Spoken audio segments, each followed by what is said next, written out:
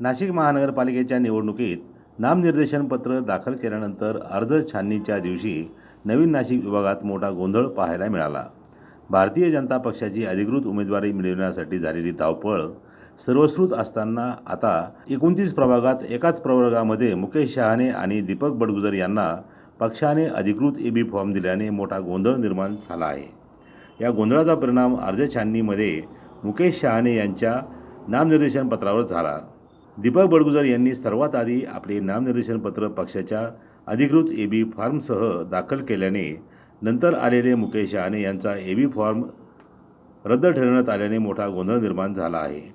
अखेर या प्रकरणी 1 तासाहून अधिक वेळ सुनावणी सुरू असल्याने दोन्ही बाजूच्या कार्यकर्त्यांनी नवीन नाशिक विभागीय कार्यालयावर गर्दी केली होती. या प्रकरणी पक्षाने सुधाकर बडगुजर यांच्याकडे फक्त प्रभाग 25 मधील 4च EB फॉर्म दिले होते. मात्र इतर EB फॉर्मचा गोंधळ कसा आणि कोणी निर्माण केला याबद्दल अनभिज्ञ असल्याचं सुधाकर बडगुजर यांनी सांगितलं. माझ्याकडे नव्हते, माझ्याकडे जेवढे दिले तेवढेच EB फॉर्म दिले गेले. मला सांगितलं गेलं 29 मध्ये एक सीट घ्या आणि 25 मध्ये एक सीट घ्या.